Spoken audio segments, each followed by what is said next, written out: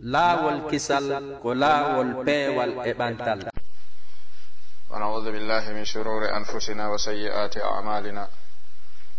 من يهده الله فلا مضل له ومن يضلل فلا هادي له وأشهد أن لا إله إلا الله وحده لا شريك له وأشهد أن محمدا عبده ورسوله يا أيها الذين آمنوا اتقوا الله حق تقاته ولا تموتن إلا وأنتم مسلمون يا أيها الناس اتقوا ربكم الذي خلقكم من نفس واحدة وخلق منها زوجها وبث منهما رجالا كثيرا ونساء واتقوا الله الذي تساءلون به والأرحام إن الله كان عليكم رقيبا يا أيها الذين آمنوا اتقوا الله وقولوا قولا سديدا يصلح لكم أعمالكم ويغفر لكم ذنوبكم ومن يطع الله ورسوله فقد فاز فوزا عظيما أما بعد فإن أصدق الحديث كتاب الله وخير الهدي هدي محمد صلى الله عليه وآله وسلم وشر الأمور محدثاتها فإن كل محدثة بدعة وكل بدعة ضلالة وكل ضلالة في النار نعوذ بالله من النار ومن غضب الجبار. أيها الأحبة عباد الله، أحييكم بتحية الإسلام الخالدة قائلا لكم السلام عليكم ورحمة الله وبركاته، ونسأل الله عز وجل أن يبارك لنا في جلستنا هذه وأن ينفعنا بما علمنا وأن يعلمنا ما ينفعنا وأن يزيدنا علما وعملا صالحا خالصا متقبلا. وبعد هذه المقدمة المسمى بخطبة الحاجة،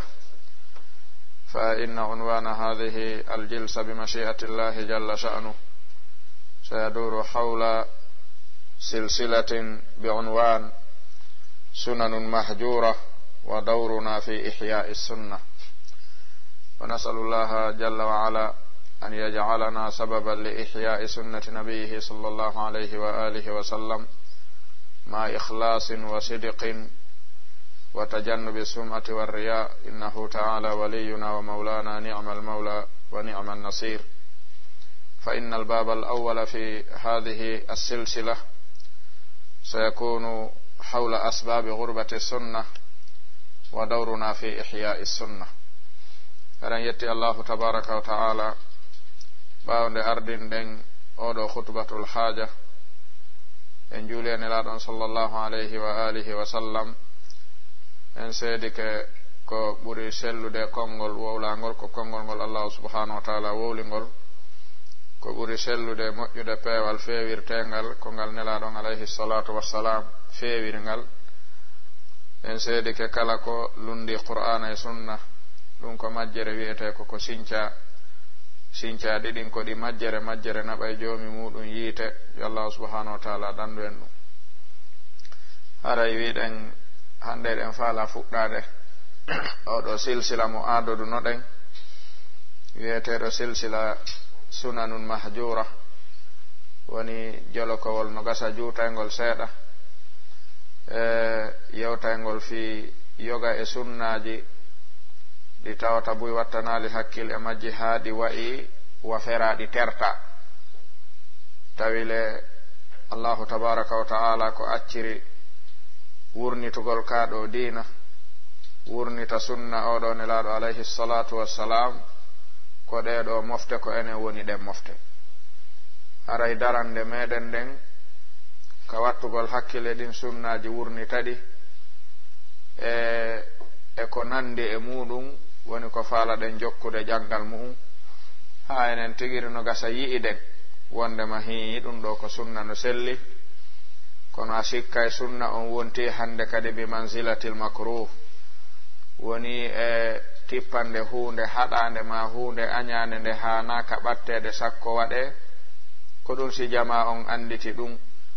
tawi hino jeeya e baliya molanaɗo e oɗo umma al islamiya, si ɓe wuuri ha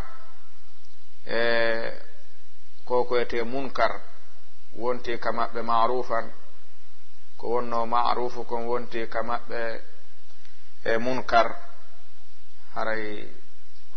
hato jinniɓe ɓeyda wattude hakkilɓe yeƴƴito ko waɗi kala wattuɗo hakkil hino renti illa man rahima rabbi sunnaji nelaɗo ɗin alayhi salatu wassalam hakkunde buyi e wuuruɓe sunna wi ko sunna nelaɗon ɓurani ɗum a tawa ɓurɗi ɗuɗude hakkunde maɓɓe ko ɗi tuŋarankeji ko imma ɗi andaka few ma ka ɗuɗuɓe andude ɗi ɓe feriɗi ɓe wattanali hakkil e gollitirgol ɗi tawi noon hino haton jinni daroɗen wasi tawno nelaɗon no wuruno hara ko e zamanu men ɓe nelano en daratano ko aynen sunna maɓɓe hino ɗaano nde tawno sahabaɓe ɓe nelano e muɗum ɓen waɗano ɗum fewndo maɓɓe julɗo fof ko on dawru hani daranade ko ɗum si Abubakar Siddiq radiyallahu anhu ñande ɓe wiwnoɓe haɓay ahla ridda sendidirnoɓe bayna salati wa zakat bayna salati wa zaka wiwnoɓe ɓen ɓayri nelaɗon ɓe feƴƴini mo joomi men wi'uno ƴantu zakka on maayi gila hande men jonnata zakka hay goto Abubakar Siddiq wi'uno haɓayɓe joga e sahabaɓe wi ta haɓuɓe hiɓe juulude ta haɓuɓe hiɓe waɗude ta haɓuɓe hiɓe waɗude Abubakar Siddiq landiɓe inni a yanqusu dinu wa ana hayyun ene sikkuɗon diina ɗuytoto hara min miɗo wuuri mi ayna ɗum wawata wonde kala eɓɓuɗo sendidirde hakkunde julde e zakka mi haɓaymo ha o tumbidira ɗi ko waɗi ɗi meeɗali sendidirede ka Qur'an ɗi meeɗali sendodirde hakkunde gurdan nelaɗo ɗan kaɓe nela ha ɓe feƴƴini haray ko toɓɓere molanande nde hanuɗen wattande hakkilde Abubakar Siddiq radiyallahu anhu wowluno nden ñanden a yanqusu dinu wa ana hayyun ene diina kan ɗuytoto mi ndaara ɗum hara min miɗo wuuri fal jawabu la ɗum ɗo noon ko su'al kullu muslim wa jawabun yahtaju an yujiba alayhi kullu muslim ene diina kan ɗuytoto ene sunna nelaɗo on ɗuytoto hara miɗo wuuri miɗo renti jaboɗa ɗum hi ma o way si tawi hi no hani wonde landoɗa hoore ma fi honɗum si tawi woy ɗum hana wonde landoɗa hoore ma ko honno daroranta ɗum haray ko ngol ɗo jolokowol ngal ɗo ƴangal faala ɗen jokkude en fof yiiden ɗi toroɗen Allahu tabaraka wa ta'ala nde o arkisata en yi'ugol ɗi taw ko ɗi hanaɗi waɗede o newnanayi noon daranagol ɗi ngol ko ɗum si karama kojo goto hino jeeya ko sappotono o inna neɗɗo so hutitike himme makko e diina ma o haton jinni ɓeydagol e gonɗinal so laɓɓinani Allahu tabaraka wa ta'ala o torori joomi men o du'a joomi men si haynorimo as-sidqa fi qalbihi joomi men ɓeydaymo alhimma wal iman woni on du'a o inna allahumma arzuqni himmatan aliyah tuballighni biha ila kulli amrin mahmudin wa niyatan sadiqa tuhajjizni biha an kulli ma yujibu sududa ɓe maaki o juuta kono himo mooɓi kala ko tawata hiɗa haton jinni e joomi maɗa yo wallitoma no ɓeydotora diina woni joomi mi torikema ɓeydan himme towɗo e gollangol ka diina maɗa hara himme ɗen ɗe yottinaylan e kala hunde nde mi andi hinde moƴƴi himme ɗen yiltata lam ɓawo ko yeeso naɓirtanmi mi waɗoyanden ɗo okkami kadi annuye gonguɗo e komi wonma torade ɗo ko annuye haɗayɗolan yiltorgol ɓawo ga e kala ko yottintanmi e moƴƴere ɗiɗo ɗiɗi si timmi wosi jomumen haynike gongugol ka ɓernde maɗa o waɗante ɗum fiso seede mum jomi men wi'uno woɓɓe goo walaw alima allahu fihim hayran la asma'ahum o wi no woduno wiwnoɓe no faala o wi kono jomumen yiranoɓe gongugol ɓe ɗum si o haynornoɓe gongugol e ɗum o jonnaynoɓe koɓe tori konkono taw ko fenande na gonga no himmi moƴƴa noon allahumma arzuqni himmatan aliyah tuballighni biha ila kulli amrin mahmudin wa niyatan sadiqah tuhajjizni biha an kulli ma yujibu sududa. Kala ko sakkotolan pottinanan ɗum, kala ko darnatan mi ɓaawo ittanan ɗum, okkan ko duñatan mi naɓan me kala moƴƴere. ɗum ɗon si neɗɗo woni gonguɗo e ɗum wano jommen wi'iri noon walaw alima allahu fihim hayran la asma'ahum. o wi ɓay kamɓe hari wana gonga, o wi walaw asma'ahum la tawallaw wa hum muridun. haray idan ɗen toɗo allahu tabaraka wa taala yo dandu en on ɗon sifa. haray nde tawno noon ɓayri ko sunanun mahjura faala ɗen jokkude, ko sunnaji ɗi tawata ɗi ferama ladal akthar illa man rahima rabbi, ka ɓurɓe ɗuɗude ɓen julɓe ɓen umuman, wuruɓe sunna ɓen khususan. sina on mo jomi men yurmini sorti findini e ɗiɗo o darani ɓen woni ɓurɓe fanɗude ɓen. ko adi al-ghurba ghurbatu din ko amrun qadim, wonugol sunna ko tungaranke fi kulli zaman, ɗum ko hunde neɓude no. ko ɗum sinelaɗon alayhi salatu wassalam ɓe maki bada al-islamu ghariban wa sayaudu ghariban kama bada'a, ɓe maki tuba lil ghuraba. idan al-islam fi kulli zamanin wa makan hino mari sifatul ghurba. etotoɓe noon wonugol e on ɗon ghurba wurnita ɗum ɗon salo ɗum ɗano,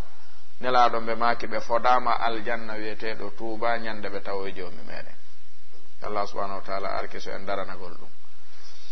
haray e ngal ɗo damal ngal wiwɗen sunanun mahjura wa dawruna fi ihya'i sunna, ko ɗum ɗo wonata unwanu silsila on, woni sunnaji feraɗi ɗin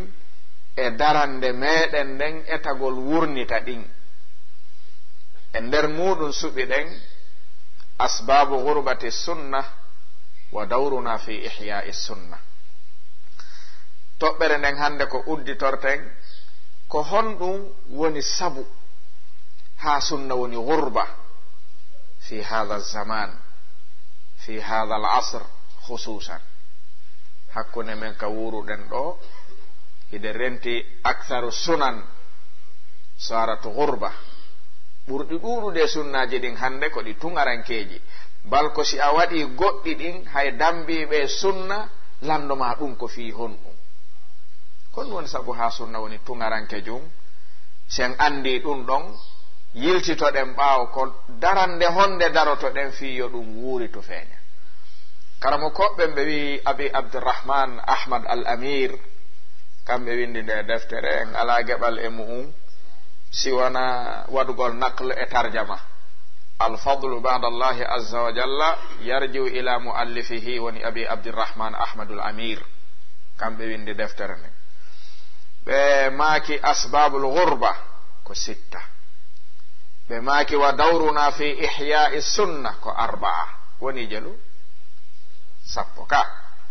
ko wonata sabu ha dina wona tungaranke jum, ma ko woni sabu ha dina kam woni tungaranke jum ko peeji 6. ko darorten ha ɗiɗo sunnaji ɗi wuurita ko peeji 4. ko ɗin ɗon faala ɗen sappade oɗo jilsa al-ula fi hadhihi as-silsila. kono ɗo ye en naato e mu'um en garta ko karamo ko ɓen wiyata kon al-hukmu ala shay'i ko juz'un an tasawwurihi, fi en waawu ñaawde taw fi sunna no gasa si en rewali ɗo en jooɗoto ɗo wi en sunna sunna sunna ha immo ɗen woɓɓe yalta landoɗa ko ɗum woni sunna. no gasa woɓɓe faama sunna ko comprimé, ma woɓɓe faama sunna ko ceɓe. sabu sa wi'i huunde nden e ɗengal ngal neɗɗo on faamata, hayso faami ko faalaɗa kon o andata ko ɗum woni ɗum. ɓayna buyi ande ko ɗum woni sunna, bal hay buyi e dambitiɓe sunna sa landike ɗum honɗum woni sunna ko innayma ko sunna. sa wi joni mama ana sunna o inna ko sunna. ta'rifun aktharu man yantasibu ila sunna min ash-shabab, buyi e maɓɓe illa man rahima rabbi anda ko honɗum woni sunna ko dambiti e mum ko. haray ko waɗaten taw ɗoyo en naato e silsila on ko etagol weɓitugol ko karamo ko ɓen andini kon ko wiyete sunna. Honɗum woni sunna?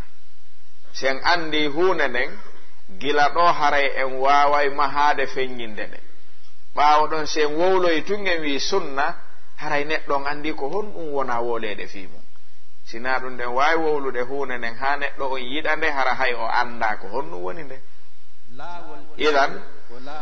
ko wiyete tarifu sunna indal ulama hino fecci yoga e pecce wonɗe arde ɗo. e sunna karamokoɓe diina ɓen ahlul funun goto fo e maɓɓe hino mari ko jammi sunna, ko faami ko honɗum woni sunna ka maɓɓe. wono sen hooti aramɓe ɓen e andinoɓen ulama'ul lugha, kamɓe si ɓe inni as-sunna haray ko ɓe faandi ko at-tariqa wasira hamidatan kanat aw mazmumatan. ulama'ul lugha si ɓe wi'i tun ko ɗum ɗo woni sunna, haray ko ɓe faandi ko ɗum woni laawol, ko ɗum woni batte. ngol laawol ngol woni moƴƴol ko ngol sunna ka lugha, ngol woni bongol ko ngol woni sunna ka lugha. a famade ɗon? idan si en peesidiri ɗin ɗiɗi en yi'ay awa ala neɗɗo mo ala sunna, ko waɗi ala mo ala laawol, ka ala mo ala ka rewi, ka rewɗa ɗon batte ma e yaadu ndun woni sunna. laawol ka rewɗa ɗon woni sunna. awa wi en iblisa no mari sunna, laawol ngol o rewgol ha o yeddi joomi men, ha ka o fewndi ɗo ni mo jokki laawol makko ngol ɓenne a jokki sunna iblisiya, a jokki laawol iblisa ngol. ko waɗi sunna ka lugal arabiya ko laawol. wi'en fir'auna no mari sunna, awa ka mo mari laawol. sen gayni ɗum ɗo fo arten wi'en nelaɗo on kadi no mari sunna, pay kamɓe kadi ɓe mari laawol ngol ɓe rewno ha ɓe wi ɗo ka. idan sunna ka lugal arabiya ko laawol e yaadu. ngol laawol ngol moƴƴi ko sunna ngol wi'ete, ngol boni ko sunna ngol wi'ete. rewnoɗo ɗon on moƴƴi ko sunna ngol wi'ete, rewnoɗo ɗon on woni bonɗo ko sunna ngol wi'ete ka lugal arabiya. faami ka seeɗa ɗo? ko ɗum si joomi mi wi walan tajida li sunnatillahi tabdilan, walan tajida li sunnatillahi tahwilan, ay tariqatillahi. laawol makko ngol ka gollondirgol e bonɓe ɓen a wawata waylude ɗum, laawol makko ngol ka gollondirgol e moƴƴuɓe ɓen a wawata waylude ɗum. idan as-sunnatu lughatan hiya tariq hamidatan kanat aw mazmumatan fa hiya sunna. en andi ɓeɗo konnu jammi sunna ka. sen arti ka karmokoɓe sunna ɓen tigiri non,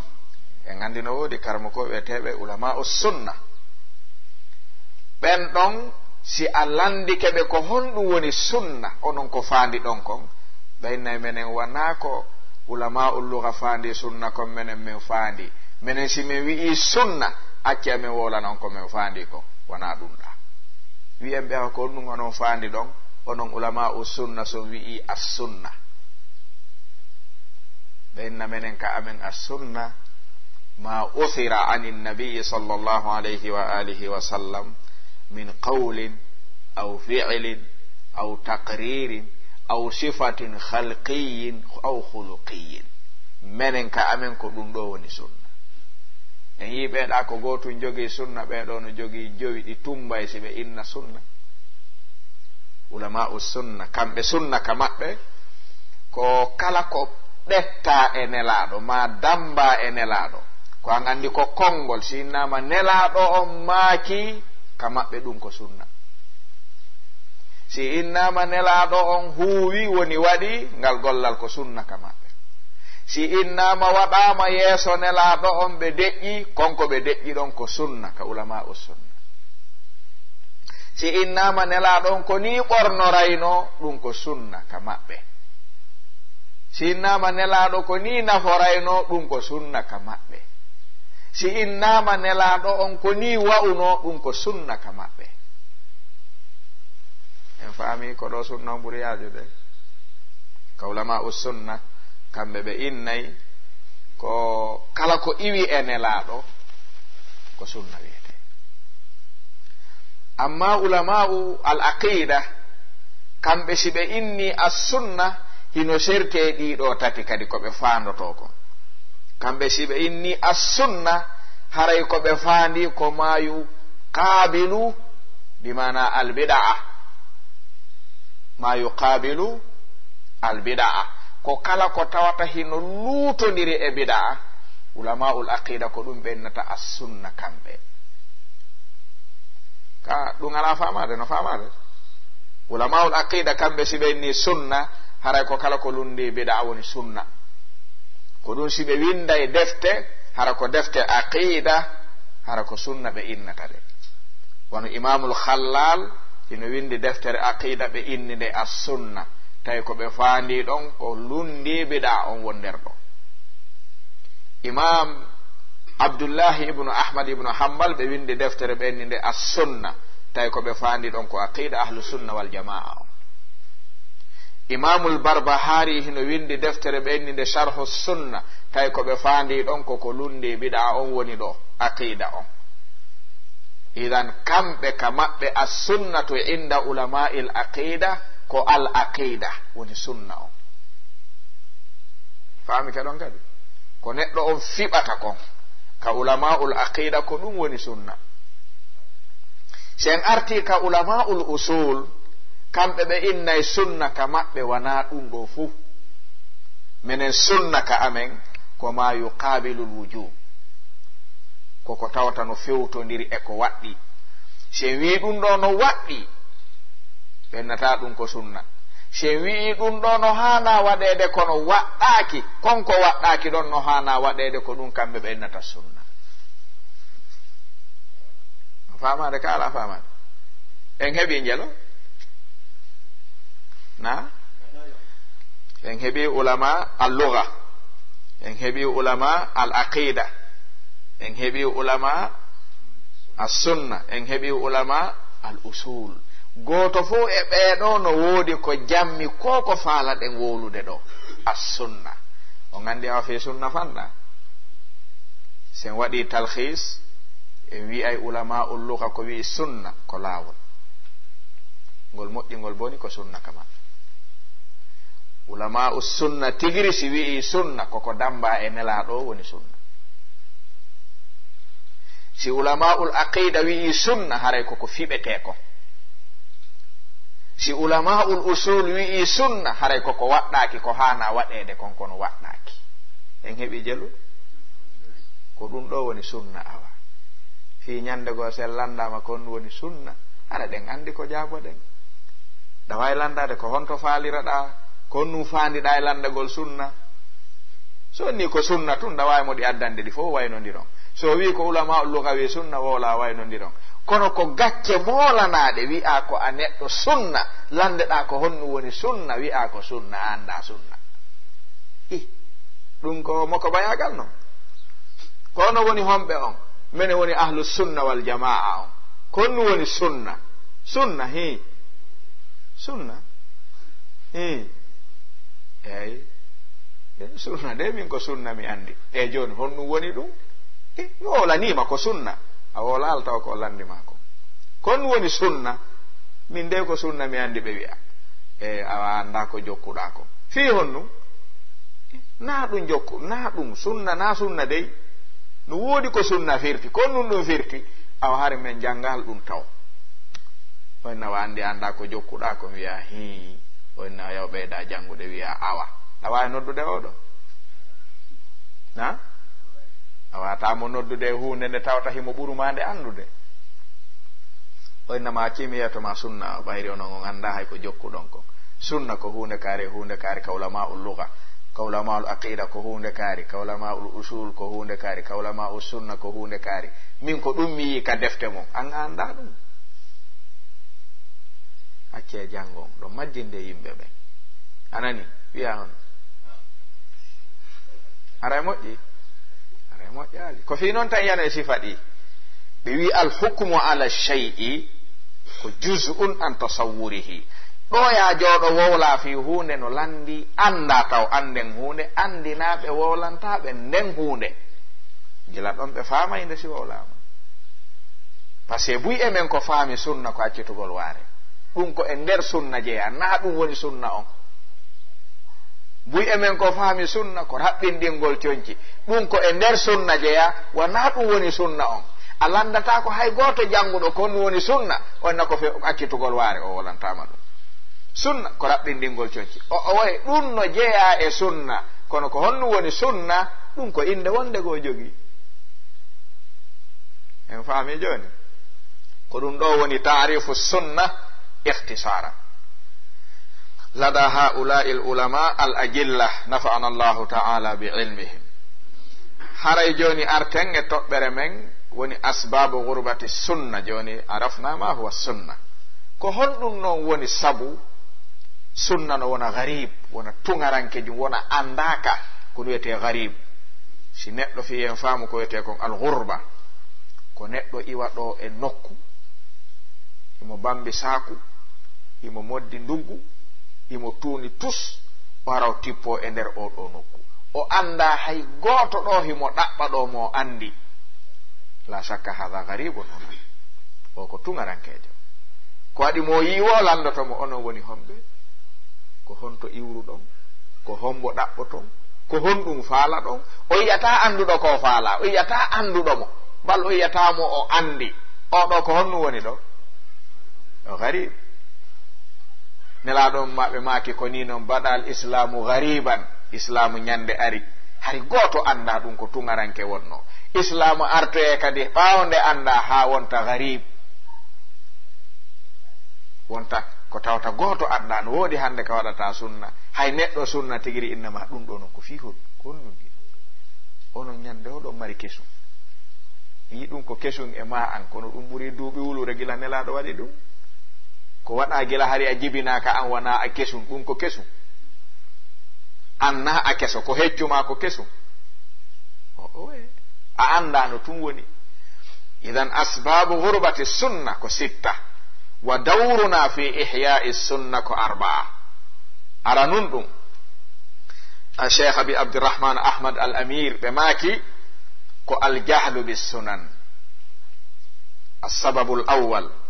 min asbabi gurbati sunna ko aljahlu bissunan ko yahugol yimɓe ɓen ha tawa joni ɓe anda sunnaji ɗin si yimɓe ɓen majjama hunde nden nde wonay tuŋaranke hakkunde maɓɓe ko waɗi ɓe wi kama qila al insanu aduwun ma yajhal neɗɗo kala ko anda o konnoto ɗum fa yansha'u l muslimu jahilan bi kawniha sunna min sunani lmustafa alayhi salatu wassalam si julɗo on jibinama janɗi hakkunde yimɓe ɓe anda taw ndeɗo hunde ko nde sunna kan kadi ko honɗum on janɗiɗata e nden ɗon hunde ko majjede ko nde sunna idan si tawi jibinɓe ɓen nawyi e dow majjede hunde nden jibinaɓe ɓe janɗi e dow majjede hunde nden ndeɗo ko honɗum sakkitoto wonde hakkunde ɓeɗo majjande ɓe andata ko ɗum ɗoni toɓɓere aranere nde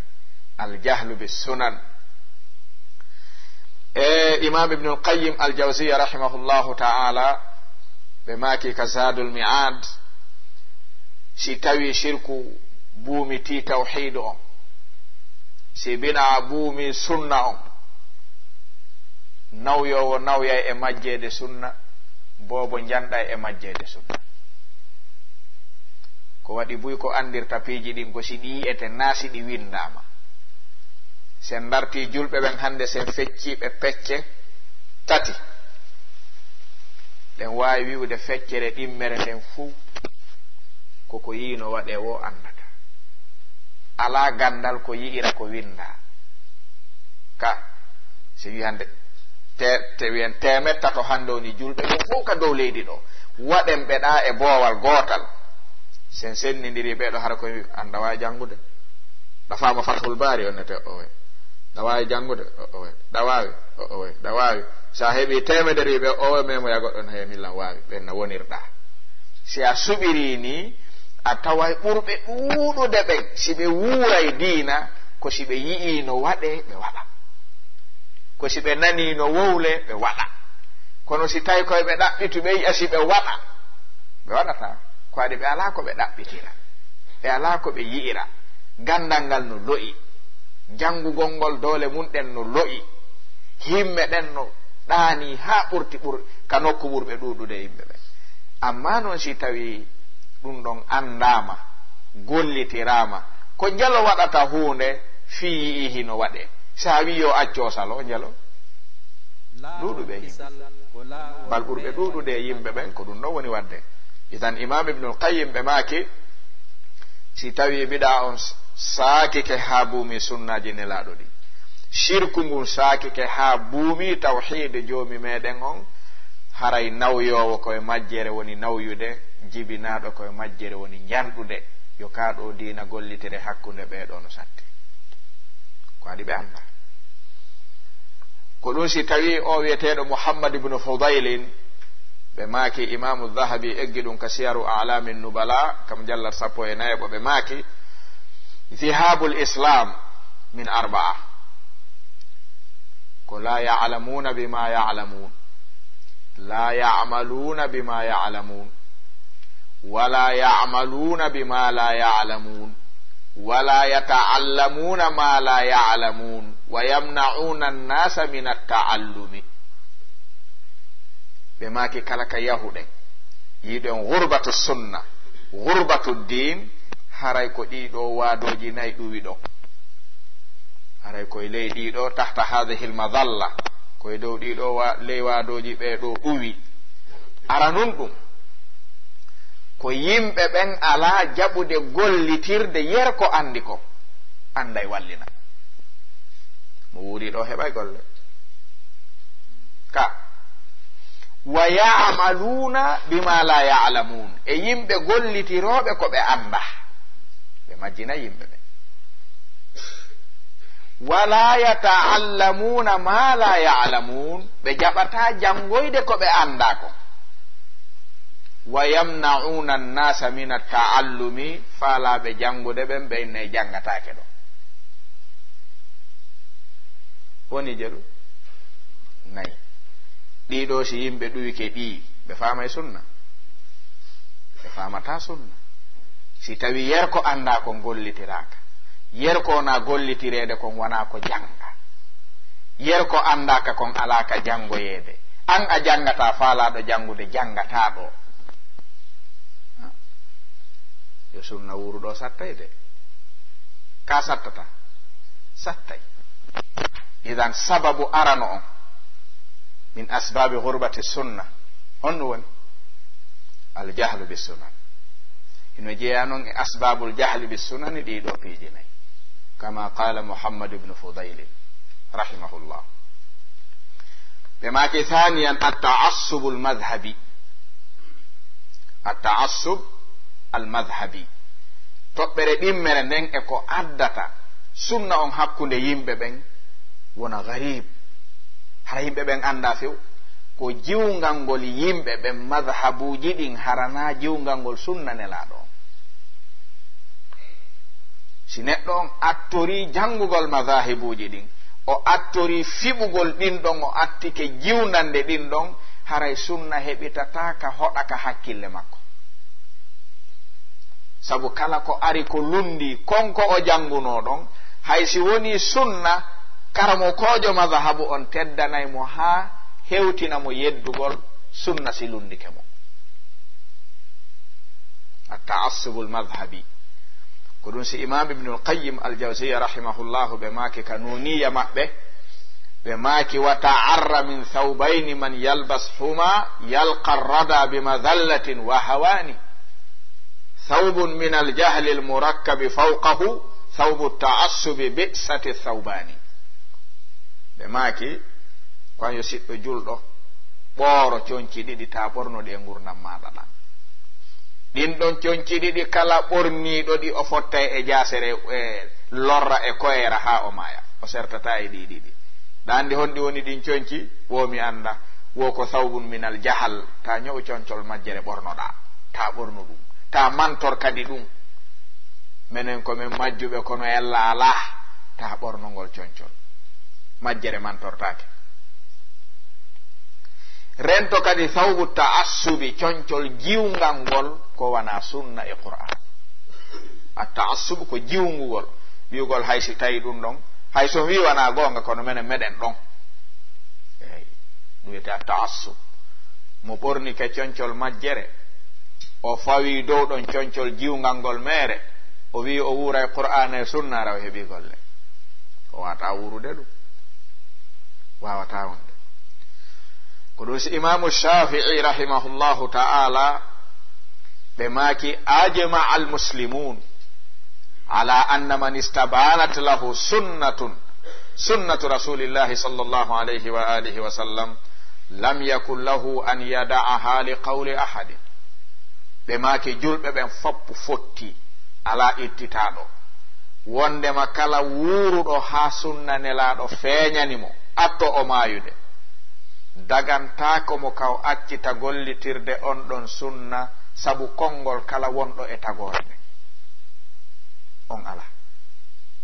a wuri ha a yii sunna wi'ama ko ɗum ɗo nelaɗo on maaki ma ko ɗum ɗo nelaɗo on waɗi ma ko ɗum ɗo nelaɗo on yamiri dagantako maka jokkita konngol ngo lundingol ngol ɗo kala konngol wonɗo e tagore nden ɓe maaki ngol ɗo konngol ngol mi wowlani on ajma al muslimuna ala hadha ɓe makali ajma al ulama la bal ajma kullu muslimin hal hunaka man yatakhallafu an hadha min al muslimin sawa'an aliman aw jahilan anduɗo e majjuɗo no fota tere oɗo ijma ala wowlowo ka ɗengal mum wi'a si konngol karmokojo kaarijo e konngol nelaɗo luutodiri hara ko julɗo hisuɗo hakkil o inna jokken konngol karamokojo on no e julɓe ɓen wolo ɗum hara mo hisi so woli ɗum hara o hisa hara haqqille ɗen hisa idan ajma al muslimuna ala hadha kala mo sunna feeñani ɗum wi'a ko ɗum ɗo woni sunna on ko ɗum ɗo tabiti e nelaɗo ka konngol ma e ka gollal konngol karamokojo ko towi daraja wo o heɓata daraja ko konngol makko ngol eɓɓidire e konngol nelaɗo ngol ko waɗi daraja makko on ko ɓay mo iwtiri ɓaawo nelaɗo o heɓi mo o hana noon heɓude daraja ɓaawo nelaɗo o fawe e dow nelaɗo ka kesi ko ɗum si tawi imamu Malik kamɓe ɓe maaki laysa ahadun ba'da an-nabiy sallallahu alayhi wa alihi wa sallam illa yu'khadhu min qawlihi wa yutraku illa an-nabiy sallallahu alayhi wa alihi wa sallam en ala hay e goto ɓaawo nelaɗo sina si o wowli woday ko ndara jaɓa e ko wowli kon so wowli woday ko jaɓaka e ko wowli kon ko nelaɗo tum marɗen ko ɓe maaki kon fof koye ɗette ko ɓe haɗi kon fof koye acce kala mo wana nelaɗo no mari ko jaɓante no wodi ko jaɓantake ɗum ko imamu Malik maaki ɗum bal imamu Malik ɓe maaki as-sunnatu ka safinati nuhin man rakibaha naja wa man takhallafa anha halaka ɓe maaki sunna nelaɗo on hino wawi walana annabi nuhu ka ñande tufan ñande ndiyan ɗan iwruno ka kammu ɗama yaltiri ka leydi aduna on foppu woni maayo woto tawi ka daɗirteɗon ko lana annabi nuhu kan tun ko ƴawnoɓe nder ɗon ɓen tun daɗuno nden ñande hande kadi aduna on foppu ko gayɗe ko pammeji ko pitaji hulɓiniɗi e gayɗe ɗe tawata sa uni kay a hettatako ala ka daɗira sina a ƴaw e lana sunna ka sa ƴawali ɗon tun tatakhabbatu fi hayatika ila al maut ala aduna fof ko gayɗe gayɗe ko ɗum addi nelaɗo e ɓe yonnano e li yukhrijahum min adh-dhulumati ila an-nur wa yukhrijuhum min adh-dhulumati ila an-nur woni dhulmatu shirk ila nuri tawhid dhulmatul bid'a ila nuri sunna dhulmatul ma'asi ila nuri ta'a e ko yaade ɗi e ko yaade ɗi nelaɗo koye dhulma daami sa tawi tagore nden tawi no niɓɓiti pet nelaɗo noon ari goto fof jonni ɗum lampu ko yonnora yalta e nde niwre haqqil noon jaɓana hay e goto yo jonne lampu ka niɓɓiti o ɗannina on lampu o e to yaltugol ga haqqil no jaɓi ɗum na taweɗa ka niɓɓiti pit faalaɗo ya yaltuɗon ara inna ɗo sa dillini ɗo teppera jogaki lampu tun a unoto e gayka sa unike e gayɗe wonde ɗo ɗen a ƴawata wa kuntum ala shafa hufratin min annar fa anqadakum minha innama anqadakum minha bilqur'ani wassunna ka e hino ɗo lampu on ko qur'ana e sunna huɓɓi e hinno huɓɓi a yii ka hi nelaɗon ɓe maki wa taraktukum ala almahajjati albayda layluha kanahariha no jalbi jogo lampu on e hino huɓɓi yonno yalta o inna awa o ɗannina mo warta ka jeefa o fokkita yaltugol no o yalta e ɗo hara mo hisi e ɗe gayɗe ɗo wonno hakkunde mum e nde niwre ɗo wawata wonde haray idan ko atta'assub lil madahib walil ashkhas walil ara min asbabi ghurbati sunna ko ɗum si karamo ko ɓen yiɗay talibajo eltortoɗo gandal yo arto eltirede sunna yiɗugol sunna andugol sunna so janne konguɗi karamokoɓe ɓe ha taw hubbu sunna yadkhulu fi qalbihi ha tawa so yii kongol o innay ngol ɗo non no lundi sunna ka hara ko ɗum o landoto nayo naade e konguɗi karamokoɓen ha o watta wiide o sunna ɗo non no lundi kongol karamokojon ka konnuge mum hani lundade ko sunna lundoto konguɗi karamokoɓen ka ko konguɗi karamokoɓe lundoto sunna o sual ko waɗi koko atti arde kon lundete ko ndun atti arde sunna o ko goɗɗo go arata ɓawo lundo ɗum nelaɗo arata lundo hay goto wiyeɓe lundike mo ɗum ala kamɓe ko addiɓe ko addugol diina ko si goɗɗo ari lundike konko ɓe addi ɗon o wiye lundiɗo kono si talibajo yehi ha watti wiwde e ɗum ɗo noon o sunna ɗo noon no lundi konngol karamokojo kaarijo ka ande aray o woɗɗike ko so yehi ha o watti wiide ngol konngol ɗo noon no lundi sunna ka haray ko ɗon o wattata andude ko jokki ko waɗi so sendinirali hakkunde sunna nelaɗon e konguɗi karamokoɓɓen o tarday o yarata yeeso e gandal bal o yarata yeeso e gollitirgol gandal idan ɗum ɗo hino jeeya e ko tawata hino haani wattanede hakkil bal imamu Shafi'i rahimahullahu ɓe maki ala hay e gooto sina ko neɗɗo mo tawta sunna no doga e dow makko mo hana tum wi'ede sunna wi yawa ɗo waɗa mo hana tum wi'ede sunna wi acco acca kono darata ko wona kanko shar'inowo e dow sunna on ala ko waɗi sahaba ɓen si heɓali ɗum ko arɗo ɓawa maɓɓe ɓurata handude angal heɓugol ɗum haray idan ɓeeɗo karamokoɓe al a'imma al arba'a ɓe fof hino egga e maɓɓe wowlugol wondema wata on jaɓu humude diina moɗon kan e karamokoɓe ɓen accon humugol diina moɗon kan e nelaɗon tan waɗɗum si maku nelaɗo laaɓi waalike konngol karamokojo ko ɗaɓɓete ɗon koyo wallu en no gollitiriren ɗum o laɓɓinana en ɗum na yo wolan en ha wiya ɗum ɗo waɗatake nelaɗon maki yo waɗe haray ko on woni on ɗon sharhu dirnowo sunna haray idan ko ɗum si imam Abu Dawuda ɓe maki mi landino ñande go imam Ahmad bun Hanbal rahimahullah qultu lahu al-Awza'i attabi'u am Malikan sim heɓi masala lurranɗo lan ko hombo e ɓe ɗiɗo mi jokkata hombo e ɓe ɓurɗa faamude miɗo hani jokkude ko imamul Awza'i ka ko imamu Malik imam Ahmad ɓe maki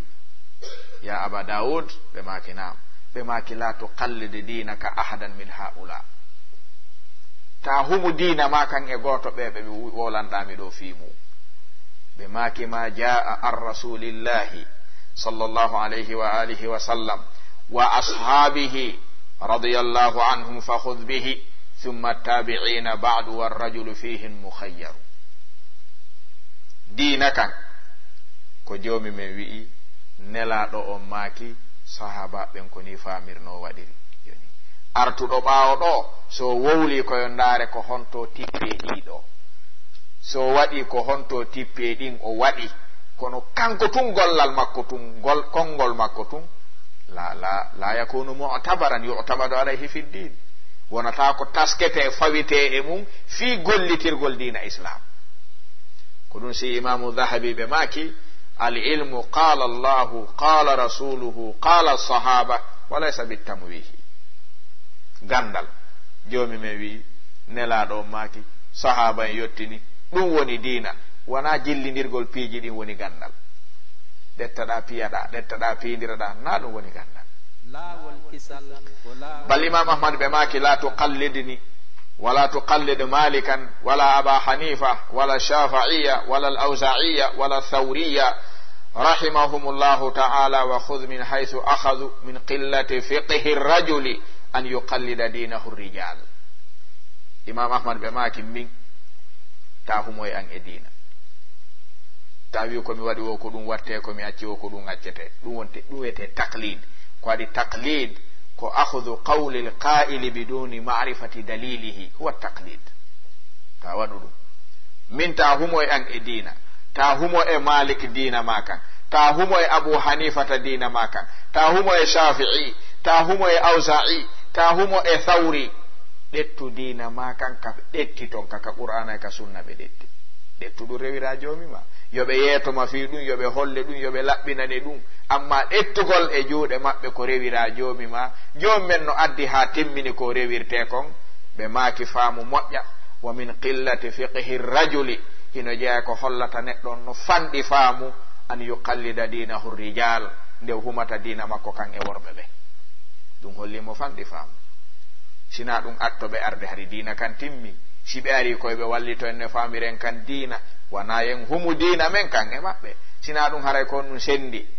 neɗɗo sunnayankejo humiɗo e neɗɗo mo wana sunna humiɗo haray mo ɓe humi ka hooliɗon tum haray ɗon kadi goto e maɓɓe hana aybinde hay e goto hana ŋiñude hay e goto fof ndaaru mo hooli weli ɗum on halfini ɗon dina mum kan gasi jon noon neɗɗo ko jonnira hakkil ko fiyo tasko imam ibnul jawzi ɓe maki ka talbis iblis inna fi taqlidi ibtalu manfaati al aql li annahu khuliqa littadabbur wa ta'ammul wa qabihun biman u'tiya shum'atan yastadi'u biha an yutfi'aha wa yamshi fi dhulma. Imam ibnul jawzi ɓe maki ka talbis iblis wo hino e humugol neɗɗo on dina makko kan e yimɓe ɓen njofingol haqqille makko ɗen ko waɗi haqqille ɗen ko ɗe tagira o jonniraɗe ko fiyo taskorɗe fiyo miijitorɗe fiyo faamirɗe o jonniraɗe wono kaani ha e neɗɗo tumbiɗo e niwre nde o jonnete buusi huɓɓuɗo o wuttamo ɗannina o fokkita yaltugol ka niwre haqqille jaɓa ɗum ko nelaɗo ko jomumen addi ko nelaɗo yottini ko hunde laaɓunde ko ɗum si imam ahmad ɓe maaki ya fata la targabanna anil hadithi wa ahlihi farra'yu laylun wal hadithu naharu ɓe maaki fala rubbama jahila al fata an turqil huda wa shamsu bazighatun laha anwaru ɓe maaki rento ko an yo suka rento dey añugol hadith e yimɓe hadith ko waɗi maaku nelaɗo on ko annora ko lampu faamuji lundiɗi ɗum ɗin ko niɓe rento ɗettugol niwre yonnora no yiyata fulɓe ɓe wi'ay mo hayli ɗaningal haray o darike taw jemma ɗen andi si tawi lampu ala ɓawo ɗo hari si neɗɗo faalama yiwde ko tawata nokku ka niɓɓiti lampu ala mo wawi ɗettude huɓɓungal o hayla ngal yonnoto ha o yiya ka kono so ɗetti noon ɗaningal ka nder furgere yiite o hayli ɗum kon no ɓeydatamo koni haylde kon hay fus aray idan imam ibn al-jawzi ko ɗum ɗo ɓe maake ka talbis iblis salisan e asbabu gurbati sunna woni al inbiharu bi hadarati al-gharb al-kafir woni ko ukkagol yimɓe ɓen e développement ji ayɓe ɓen portoɓe ɓen développement ji ɗiɓe yaltini wo julɓe ɓen naata ko ɓe fewndini wo ɓe ukko ko fuuti wo ɓe itta ɓe adda kesum ko ɓe addi wo no ɓuri bonde ko iwno kon julɓe ɓen no jokki tun no jokki tun no jokki tun ko ɗum yata ha wara sunna fo e juuɗe yimɓe ɓen ko waɗi heferaɓe jonnata en hay hunde ko tawata ko moƴƴere men wonto bal jomumen wi'i walan tarda anka al yahudu walan nasara hatta tattabi'a millatahu nono laaɓi joomi men wi'i wala yazaluna yuqatilunakum hatta yaruddukum an dinikum in istata'u oɗo wowɗo ni joomi men ɓuri andude en ɓe wowlanta en ko ni ɓe wayi faamen ɓe ɗettay ko ɓeydata en e diina jonna en hiɓe faala e diina ɗaano yuriduna li yutfi'u nurallahi bi afwahihim yuriduna an yutfi'u nurallahi bi afwahihim oɗo jonnatama ko ɓeydata oɗo annora huɓɓugol o watta ɗum kamo waɗa ɗum o watta ɗum jon noon al indihar mutugol julɓe ɓen bi hadaratil gharb al kafir bimana yaranɗe yeeso heeferaɓe ɓen ukkagol julɓe ɓen e majje inna ko fewndi wo ma yaaden e aduna on ma yaaden e zamanu on ko ma yaaden e ko fewndi kon sina ɗum en tardira e ɓaawo ɗum ko ɗum woni tardement on tigiri ko yaadugol e kala ko fewndi woni tardement on ko waɗi joomi men wi'i wala wittaba alhaqu ahwa'ahum la fasadati samawati wal ardu wa man fihin si tawno goonga on accitino laawol mu'um tawti laawol mere ɓe yaadi joomi men wi mi muncayno leydi e kammu fi aduna daro jon noon kon ɗum faamuɗen si yimɓe goonga ɓen acciti goonga mum kadi tawti yimɓe mere ɓe yaadi ɓe wi ma yaaden e aduna on piiji fewndi ɗi ma yaaden e majji développement on ma nafitoren ɗum enen kadi laysa min addaruri hada ko waɗi nelaaɗo on alayhi salatu wassalam ɓe tawtali heeferaɓe ɓen e huunde e piihum maɓɓe aduna fiyo diina maɓɓe yaaru yeeso ko diina kan yarata yeeso kon joomi men jonni nelaaɗo ɗum holliɓe ko honto rewete ko honno ɓe warrata haa timmi amma no wi'ugol joni ko heeferaɓe wallitoto en no diina yaara yeeso sey ɗum no jaɓini kono si neɗɗo nawni tawi komo yiɗanamo gurdan on ñawdatamo haray o yurmi jooɗiɗo wi a wurata an mi warata inchallah nawna wi'a miɗo ari miɗo faala ya ñawda ko en moƴƴi andi kay joni andi kata andi kay si tawi ko warowo ma on ñawdayma andi haray tamba dufa bugama ka fammere ɗon koye ndu cewto ndu wala ko ndu faala o tamba dufa no foofi ha kono so tawinaka nder fammere tawɗandu siko ton tawɗandu ko ƴoƴuɗa o a nangatandu e nder fammere kaɗa wawi ndu nangude nder ton siko yaasi noon ndu foofi kayru ɓuri foofude colli ɗin fof kono so gerdi ha ndu naati ka nder fitare aray terto ndu yaaray ley wano ndu yarata dow ndu yaaray dow wano ndu yarata ley an ko ley tu yaata a wawi ndu nangude nder ton wata woni haray idan e ɗum ɗon hino jeeya e ko ɓuri lorrude hande julɓe ɓen misal karamo koɓɓen addani ɗum misal yoga e julɓe hande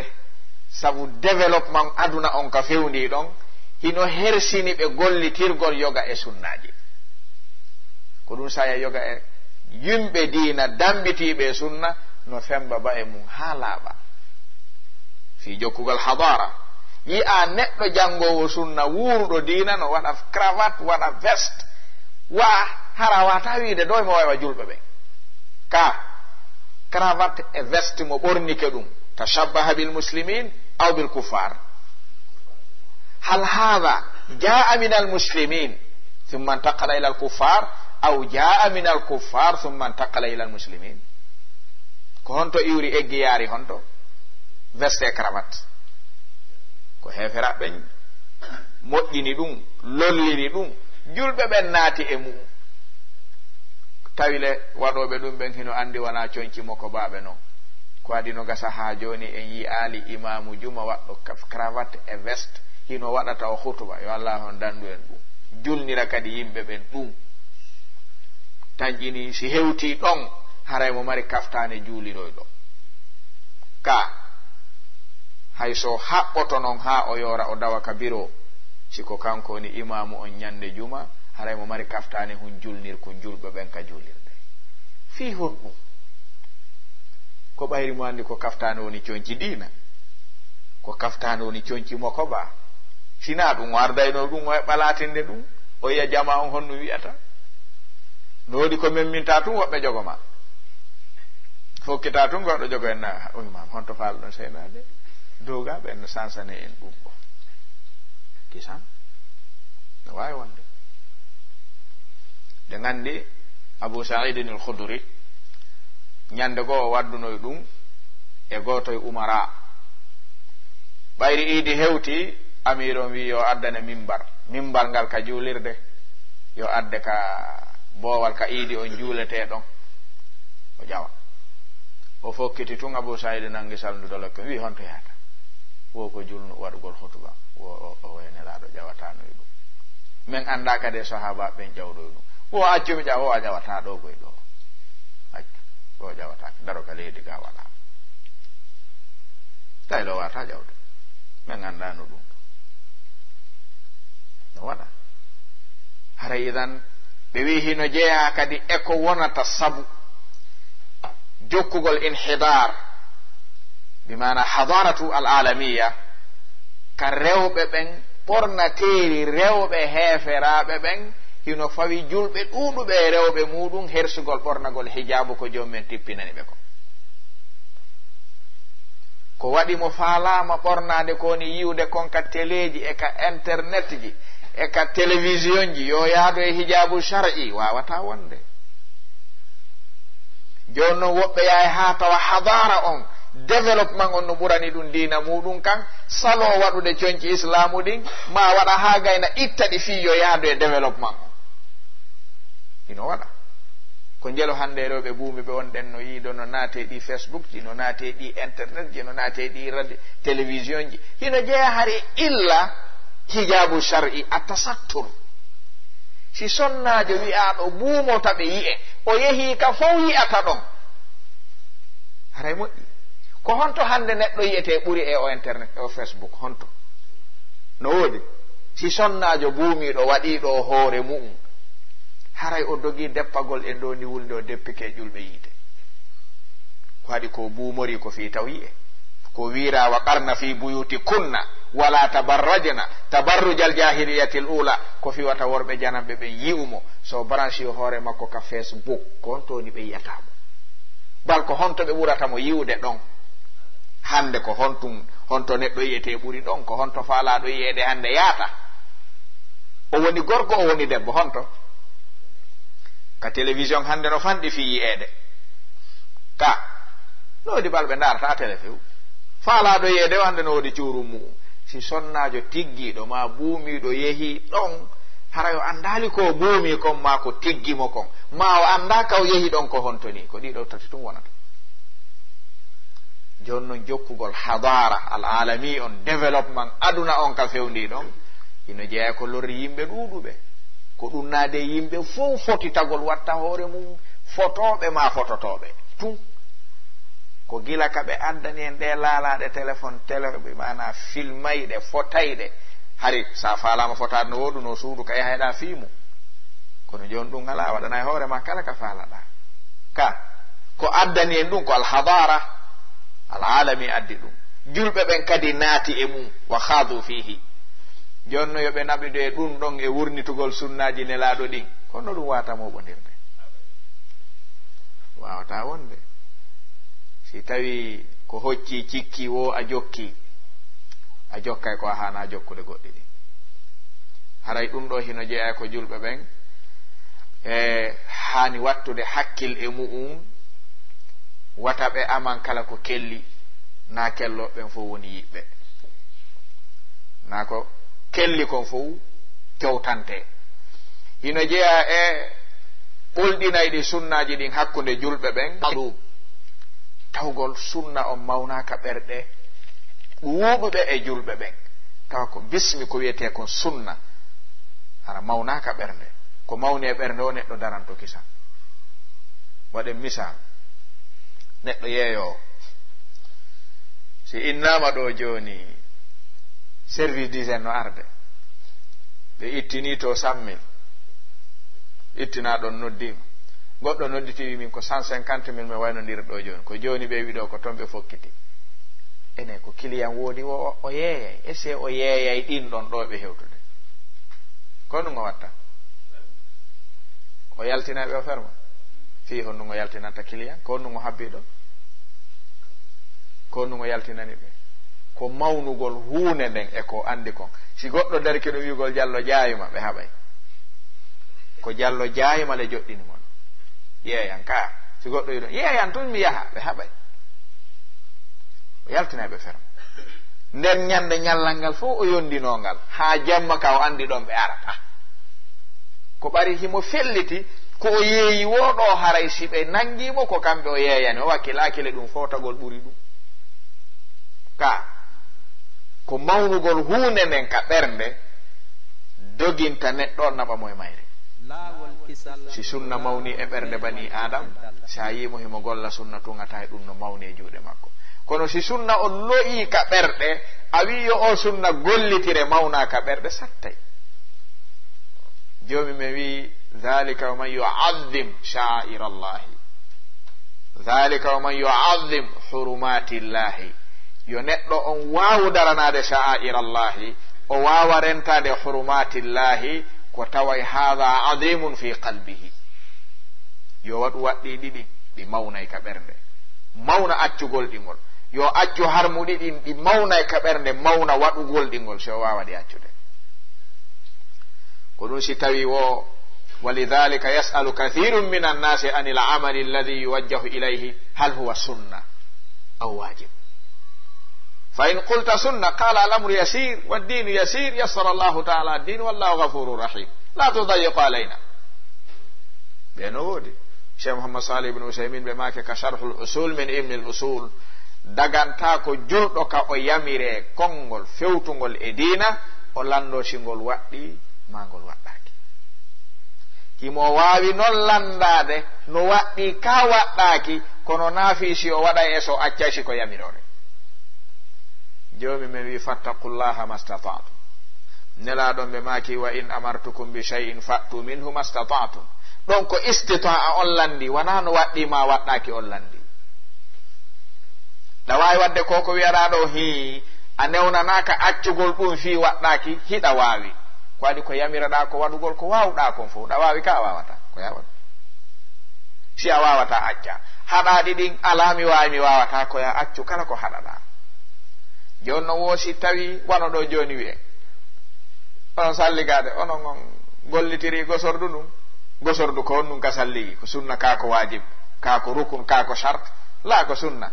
ta ɓittinan noon kasi mi salli kami gosaki haray moƴƴa haray salligi on boni o we sunna no mawni e ɓernde o ko hombo wi'i walawla an ashuqa ala ummati la amartuhum bisiwaki inda kulli wudu'in hombo na nelaɗo ko honɗum wi'anta koko ɓe maaki ɗo ɓayri bonnata salligi on a waɗata sa heddori bonna e ɗiɗin tun a bona e antigiri sa yehi ha tawi ko kala ko bonnata accata ko kala ko tawata si waɗaka timmata waɗata a bonirte antigiri ko waɗi dewe ɗen ɗe foppu majje jomumen no shar'inande sunnaji ɗin koko timminoya ko mankiraɗa kon wana fi goɗɗugo dey kala sunna ka shar'ina on ɗon sunna ko nafata ko farilla mo wiyaɗa ɗo on sa timminimo ha ka wawuɗa ɗon woodi ko manki a anda ma a wawali sunna on hara timminanoye ɗum annon joni si tawi memata sunna fewu ɗon andi sunna no wayi wa pine secours e otowal dogaygal on yinde ɓe waɗi pine nayyi ɓe wattuno wonde ɓe mari e nder maggal ka bagasi haɗata nde haka fi honɗum neɗɗon konde sunna ko sa dogi ha ko yaadu falaɗa hewtogol bisnillah wonde fetti ley ton ma tufike ley ton ko ɗon yiyata nafoore sunna ko bi manzilati sunna hona ɗo ko heɓɓitagol ma kala ka ɓitti ara itte ɗon joni gara inna tippe pine secours no woodi ko sansirte kon no woodi sansay son sansi ɗon yaha ha yeesoɗa tawa koloɓe inna wattane lande ɗo kadi ɓe wattande ɗa ɗum ɗo no moƴƴi ka moƴƴa si tawi noon a wi hay sa yeetike passage ɗum reedu maɓɓe taƴe haray ɗen yaade dey on yi dongal ngal pine secours noon ala sansir ɗum kadi pine clé secours ɗum mi ala ɗum ni mi anda sen wakkiloto tun yahen yoɓe fottu yahen welantaɓe fi e ladde nden ka ɓayri oto no aƴƴi ha kono ko sipine on no heewi sina ɗum haray ngal aƴƴi haray ngal aƴƴa joni noon en yi sunnaji ɗi wonɗa yawitade ɗo fanɗinaɗin ko ɗin darnoyteɗa ñande darngal wi'e an julde nden fof a juuluno fof kono no woduno ko mankinɗa e julde nden no waɗirteno wano fana mo julnoɗa ɗon on hari a heɓano ko ɗaɓɓa kon fof siko sappo ɗaɓɓiranoɗa ko natira aljanna ko jeɗɗi heɓunoɗa alansara on ko nayi heɓunoɗa futuro on ko jeetati heɓunoɗa si a yaari ni non eɗi fof addorali hunde ko timmi jomi men wi'a ndaranelan jiyaɗo on ka nafiloji sunnaji makko ɗi o waɗayno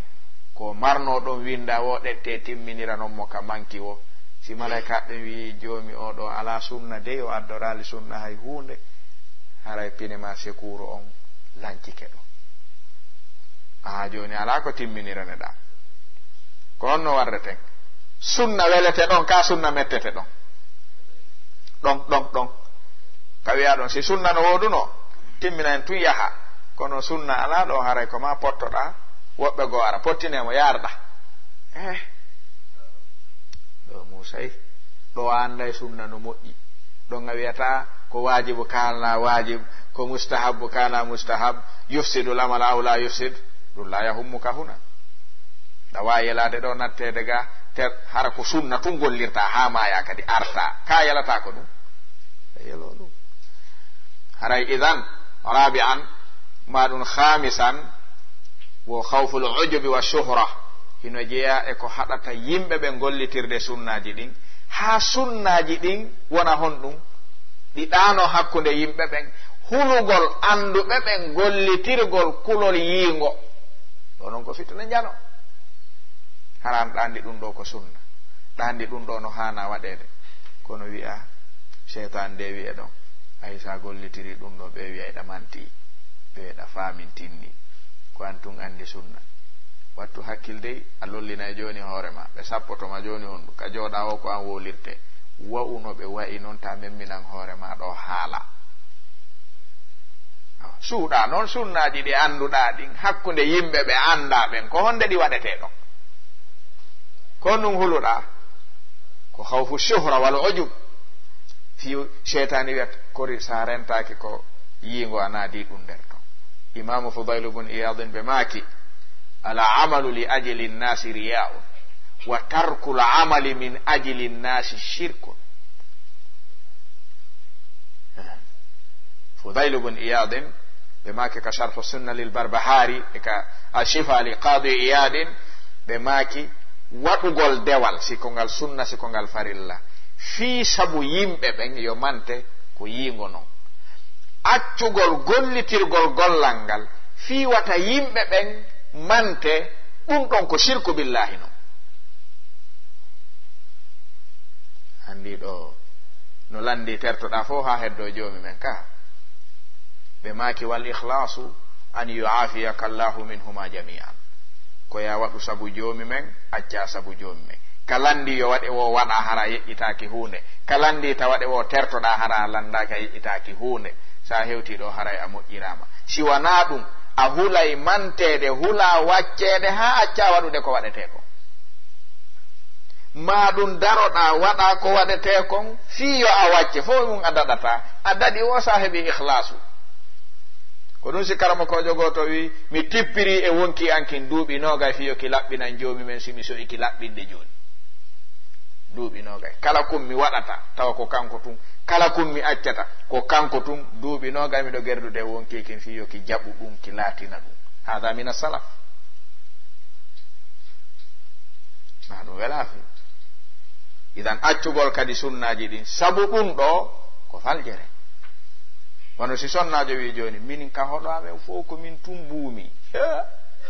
ta buumi keɗo ɗum naata e yingogoy ɗum naata e mantigoy ɗum naata e ɓe woola sa acci on say fi muɗum ko ɗum ɗo woni aynu shirk si a waɗi fiyo wi'e hoɗo ngon fof ko goto men mari toon buumiɗo olle ko kaari ko ɗum woni yingo konto daɗata konto daɗal ngal woni fil ikhlas yo Allah subhanahu wa ta'ala arkese hen ɗum ɓe wi al ikhlasu huwa mura'atul khaliqi wa tarku mura'atil makhluqin, ko woni laɓɓinangol joomi men kala kum waɗata ayna joomi men tertoɗa aynugol kala tagaɗo, sa waɗay sa accay ara heɓi ikhlas. Allah subhanahu wa ta'ala teddiniren ɗum arkisa.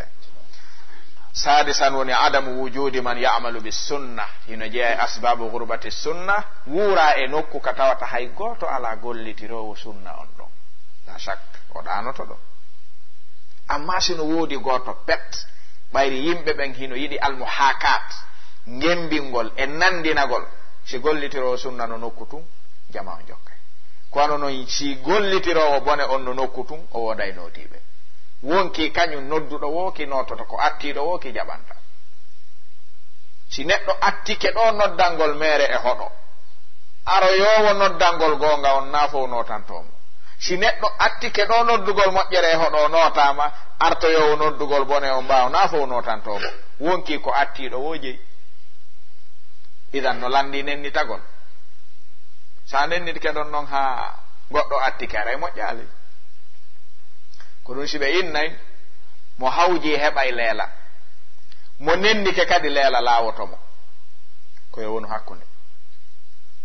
kana ɗum en wowlay ɗum ka neɗɗo nayo yawo ha ɓurta, wonayo nen no ha oron ka wadde ko hani wadde ko. ko ɗiɗo jeego woni asbabul ghurba. jon noon dawruna fi ihya'i sunan, ko honno wurnitirten ɗiɗo sunnaji nde ɗum ɗo woni sabuye ɗi ɗaano,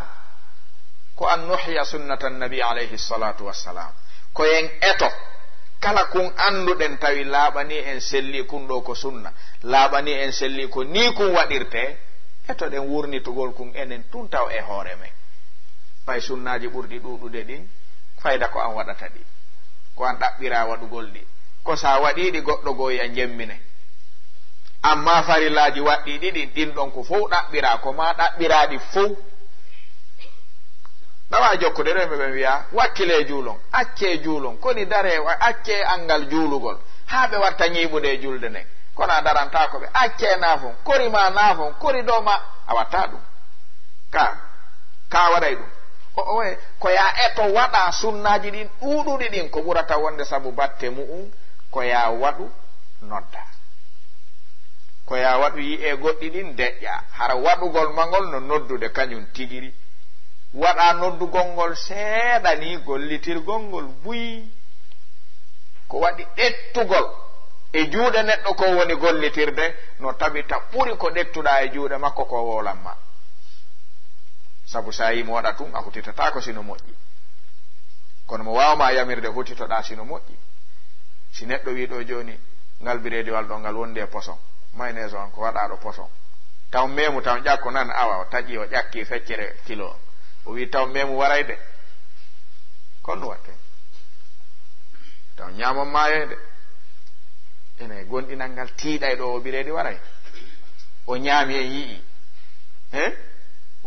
so accituno ngal tun noon arɗo o wiya oyna taw waray dey, hingal takko makko ɗon o memali, ko hombo hutitoto ngal waray himo weela o ñamali. hay goto ko ɗum ɗon toɓɓere nden. sunnaji ɗin ko ɗi noddirte ɗi noote, ko waɗugol ɗingol ɓuri moƴƴude ko ɗi noddirte e ɗi wowlugol ɗingol. hiɗi wowle noon, kono hara ko sa waɗi wowla, no waɗede no renta wowle on sa a jembine. no jeeya laawol arano wurnitugol sunnaji ɗin, neɗɗo on tigiri e to wurnita ɗi. ɗimmum ɗum woni tarhibu nnasi min mukhalafati sunnati nabi alayhi salatu wassalam wa tadkiruhum bidalik, hulɓingol yimɓe ɓen addana ɓe ahadis turahib, no hulɓina yimɓe ɓen lundagol sunnaji nelaɗo ɗin alayhi salatu wassalam. ɓe gandi ñande goo nelaɗon ɓe tawno goɗɗo hadis on no ka riyadu salihin himo ñamira nanago,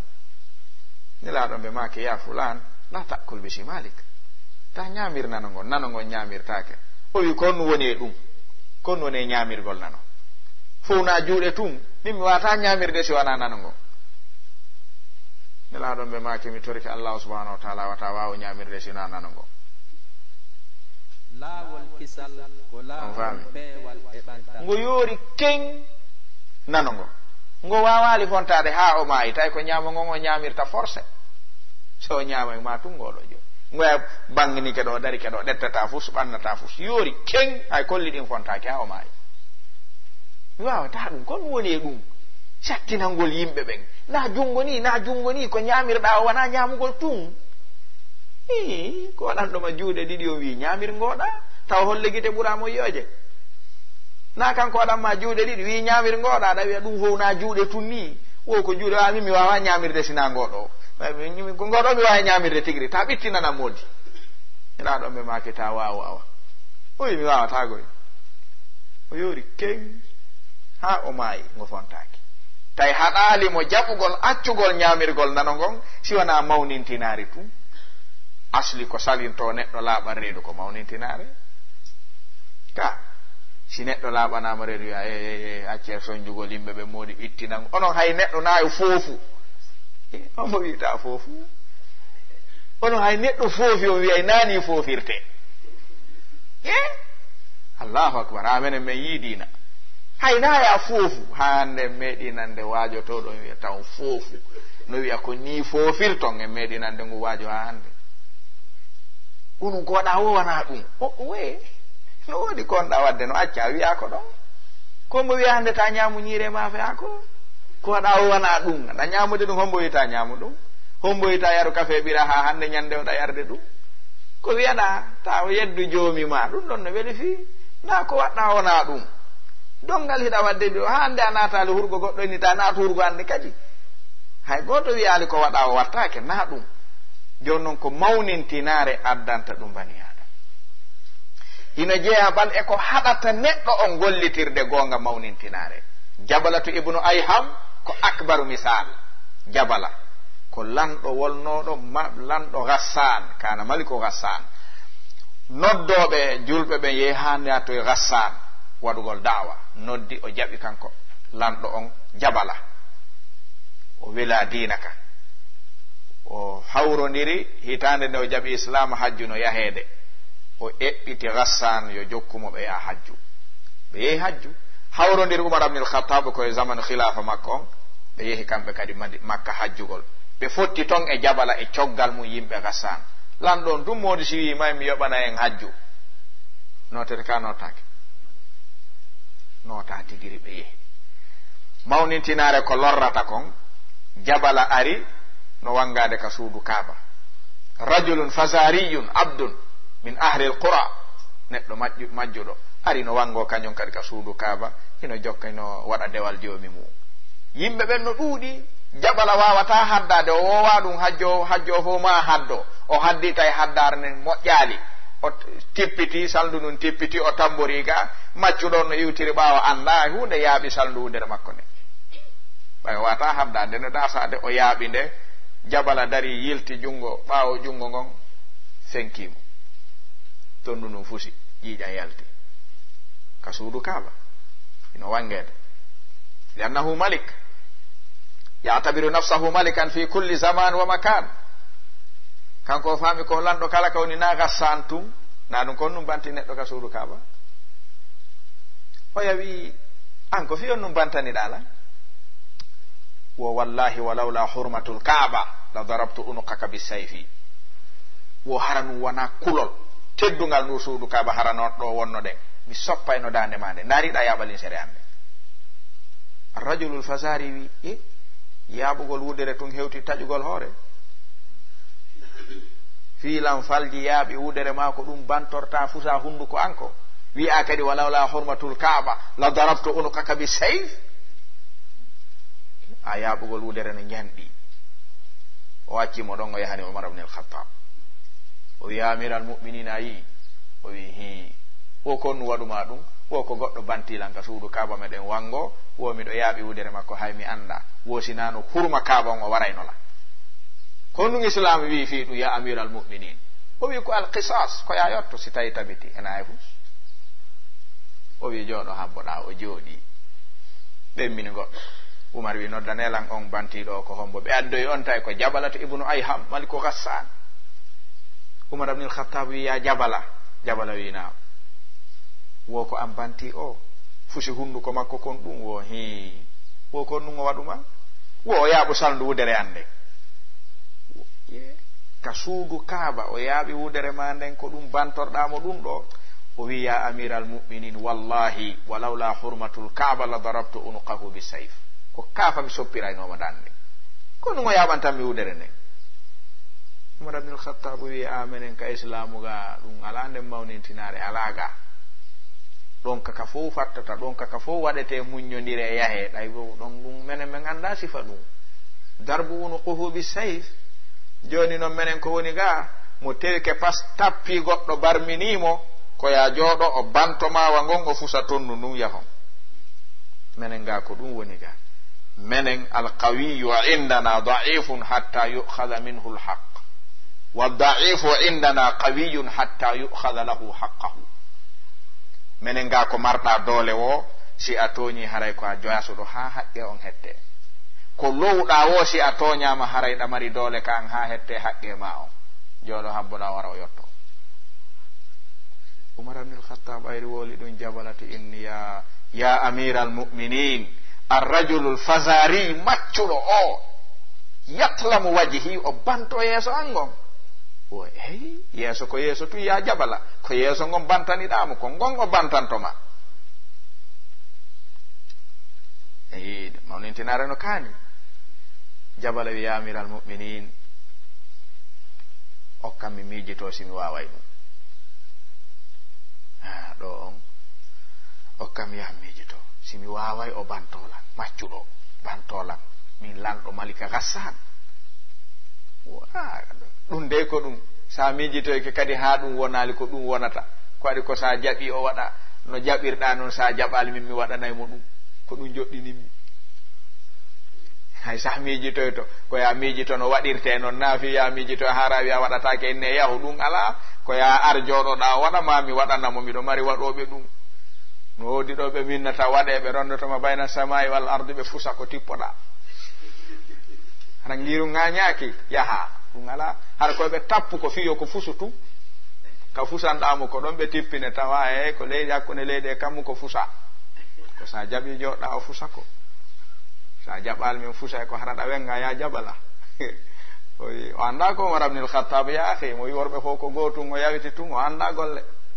mo wi worɓe fof ko gore o anda gonga jabala wi joni okkam ya miijito Umar mi ara Umar wi jooɗo habboɗamo yaw tay niɓɓi jabala hooti ka weeri toon wi yimɓe Ghassan ɓen fop diina wi'ete ka diina wi'ay ka yo maccuɗo banto lanɗo mi yeddi kan diina mi yeddi adduɗo kan diina unzuru ila takabbur ko perdini iblisa ko attakabbur ko perdini firaun ko attakabbur ko perdini jabala diina makko kanko attakabbur wo diina wi'ay ka yo lanɗo jooɗo maccuɗo bantomo mi yeddi min ka diina gila hande mi yeddi adduɗo ka diina o hara mi hooti kala jokkolam me yaha kala mo jokkata jooɗo jokka haaju mum jabala yehi jabala ko jemma yaltiri makka hooti Ghassan joni ɗo mawnintinare nden haɗimo qisas kono nde haɗoytamo sunnede e nder jahannam ka nde haɗoyemo ɗum haɗatamo idan mawnintinare no jeeya ko lorrata ayuhal ihwa yo Allah subhanahu wa ta'ala dandu en ɗum nelaɗon ɓe maki alkibru ko batrul haqqi wa hamtin nas mawnintinare ko salagol gonga nde o feeñi e fanɗingol wowluɗo gonga on fii ko kanko woni gonga jaɓirtake wowluɗo on gonga ko jaɓirte ko fii ko gonga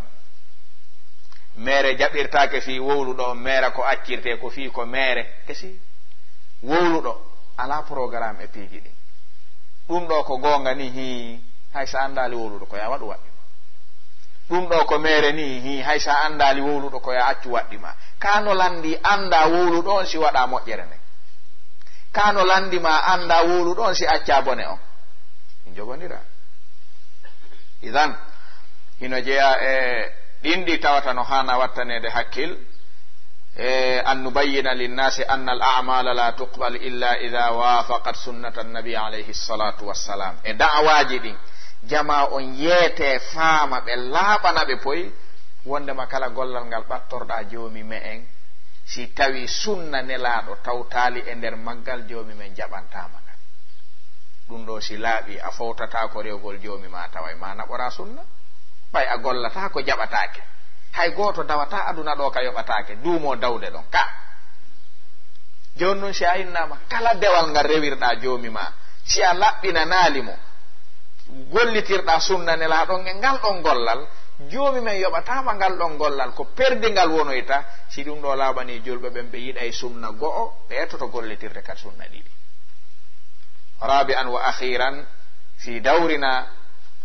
fi ihya'i sunna woni an nubayyina linnasi anna almahabbata linnabi alayhi salatu wassalam taqtadi mutaba'atahu